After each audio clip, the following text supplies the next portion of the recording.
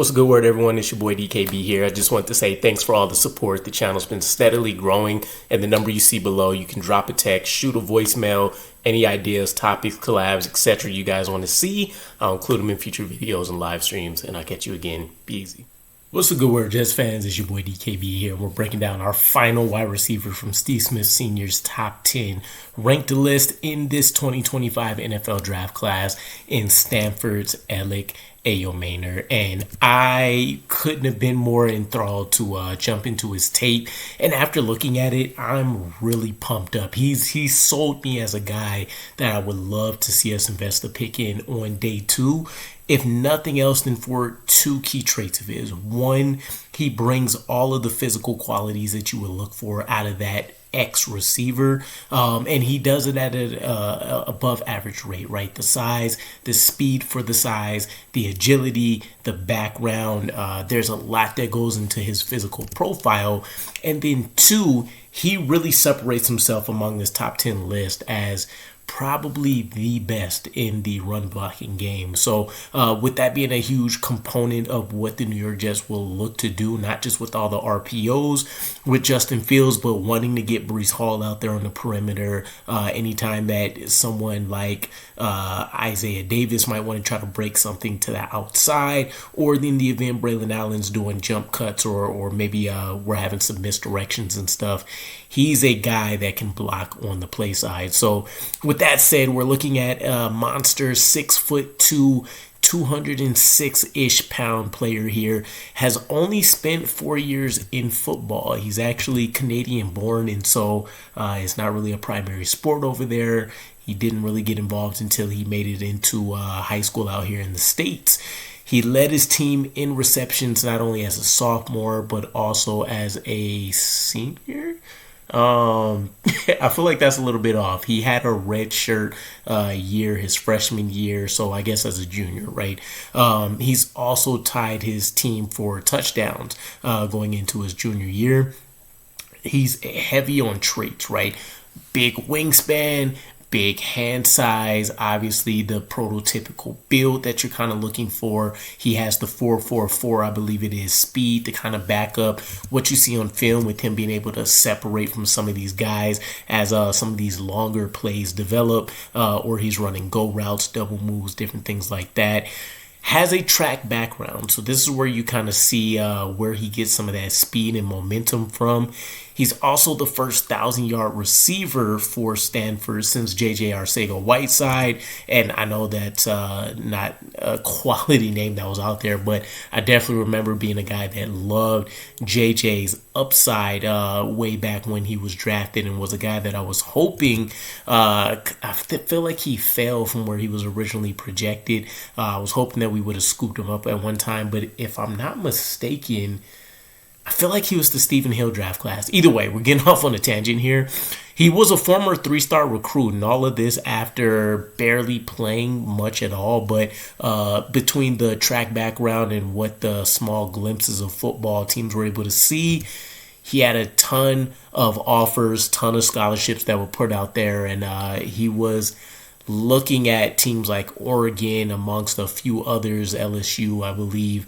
So some Titans that are out there, but this is a guy that definitely you can tell from the mental standpoint of things, he's where you expect a mature player to be. And so picking Stanford, I think probably didn't do the best for his career, but he definitely made the most of the coaching and the prolonged exposure to football that he got there, even if the quarterback play was a little bit shaky, which in my opinion lends itself to thinking that you could do a lot more with a quality development plan in place in top tier coaching in the NFL ranks. Hitches, fades, goes, and double moves on the perimeter were all kind of calling cards for him during his time with Stanford. In fact, more than 50% of his career routes were on goes and hitches. So this isn't a guy that has a diverse route tree, but that is more just a function of how Stanford utilizes their players as opposed to something that the team didn't feel he was capable of being able to pull off, right? He's the John Cornish Trophy winner as well as the best Canadian player in the NCAA, and he was actually a finalist in 2024 as well.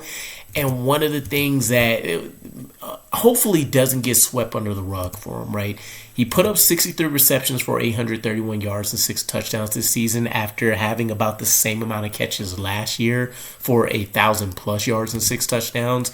He smoked Travis Hunter in 2023 to the tune of, and this isn't all on him, but 13 receptions for 294 yards and 3 touchdowns. This is a guy that even if Travis Hunter significantly improved, and I still keep in mind that many people consider Travis Hunter a much better cornerback than a wide receiver, being able to be a top tier player like that, depending on how you view Travis, but overall he's generally regarded as one of the best prospects in this draft class, would have been one of the best prospects in last year's draft class as well. Being able to go out there and beat somebody that's at the higher, top echelon of the DB position speaks to what he can be able to, what he's capable of being able to do, right, in the right hands. Has build-up speed. He's best in the intermediate range, which is something that every team would love to see as a route runner and as a catcher in general, where you're going to see kind of those fades, those back shoulder throws being able to come his way. Comes alive on a lot of those back shoulder throws as well. I don't think he's a guy that's necessarily the most natural or fluid pass catcher, as we'll talk about, but when he's able to get a little bit of speed under him and he's hitting that 15 to 20 yard range, he just seems very comfortable being able to look over that shoulder and expect that the ball is coming and adjust to it. Also does really well on scramble drills coming back to his QB. Creates natural separation, and I think that's really just a function of his physical traits as opposed to him being this superbly nuanced route runner or a guy that pulls off some savvy moves. Just understands how to use his length, understands how to utilize the size that he actually brings to the field, which I think separates him from a lot of these other kind of true X receivers as well that have a little bit more finesse to the game rather than just looking to go out there and physically punish somebody, which is going to be, again, a huge draw here in Elic's favor. Great body control. You'll see him win early at the line of the scrimmage. Win early at the line of scrimmage, and I think he understands how that helps sets up some of the vertical routes that he's going to inevitably be running over the course of the game as well. Strong IQ versus zone coverage. So there's actually a number of guys in this draft class that seem to understand how to get into those soft spots and where to position themselves to make it easy for the quarterback, and that's no different with Elic Ayomanor here. High effort blocker, as mentioned. This guy, he's playing through the whistle. He's going to ragdoll you if given the opportunity. When there are plays, especially for, let's say, DBs that also are looking at game film, right? Maybe they understand that this is an interior run. There's really no need for them to get involved in the play or have to really commit to anything. Elic is going to blast and highlight somebody in the worst way because he doesn't care whether the play is coming his direction or not. He's going to look to bury you in the ground. Now, it's not pristine, and we'll kind of highlight it again a little bit later when we talk about his opportunities here momentarily. But this guy is far and away from at least the top guys we've talked about so far, probably the best guy, objectively speaking. Now, he's capable of staying on the field in a wide array of alignments and packages as well, which is something, especially going into year one, would be a huge boost to any young wide receiver, in that you don't have to come off the field because you don't bring the size, or you don't come off the field because you don't bring the blocking ability, or you have to come off the field because you don't quite have the skill set to where we can move you inside or we can trust you on the perimeter. Elic is a guy that can get it done on all fronts, mostly winning on the boundary, but a guy that definitely shows the promise to be able to win inside as well. And he knows how to high point the ball. Again, he really understands what his body type is and how to get the best results out of it. He lacks explosion coming out of his breaks. So that's really the big knock on him, I suppose, as with a lot of these big guys. There's not the burst, there's not the explosion, there's not the instant separation that's going to happen. In fact, you'll see that he has a lot more contested catches per se that probably shouldn't necessarily be there, but not something I'm really too concerned about. He stands tall leading into his breaks as well, so maybe that limits what you want to do in terms of some of the routes that you look to give him at the next level, but definitely a coachable thing. And the catching technique is odd, right? I think that's really the biggest potential drawback in NFL teams' eyes, is that when you look at him, it's not natural. A lot of it's the fact that he looks to kind of clamp at the ball like this, as opposed to coming up with that, diamond technique. And a lot of that is going to end up causing timing issues. A lot of that is going to end up causing, throws that are coming too strong and stuff to really kind of bounce off both of the hands. And now you're looking to kind of grasp at the ball instead of just having that clean catch that pops on the, the inside trap there.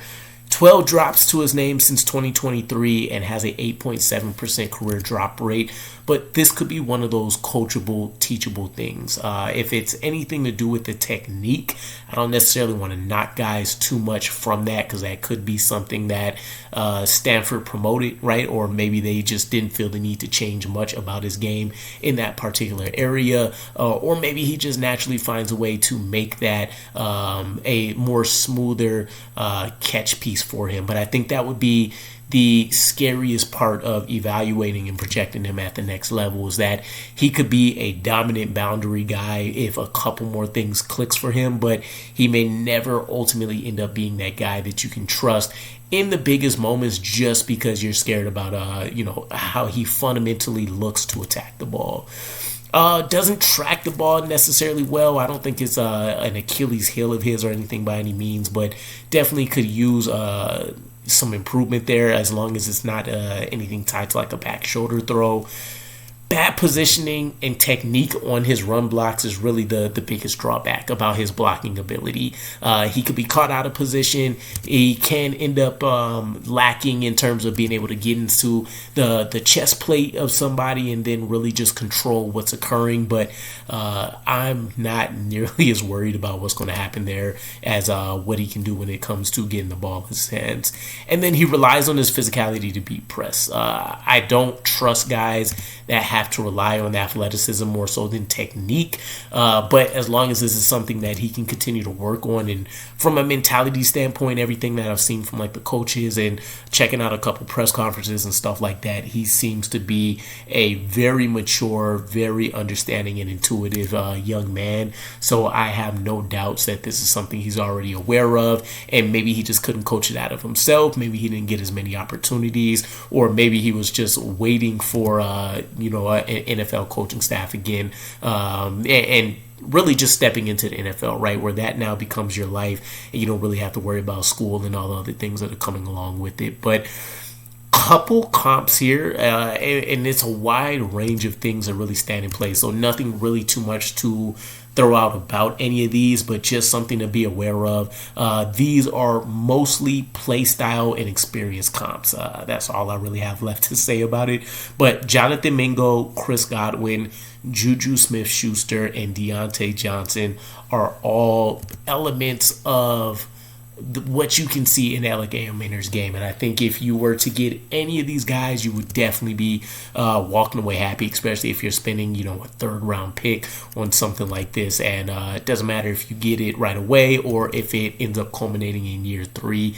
If you can hit during the course of the rookie contract, it's a plus. So let me know what you guys think. Elic Ayomanor, and I'll catch you guys again. Peace.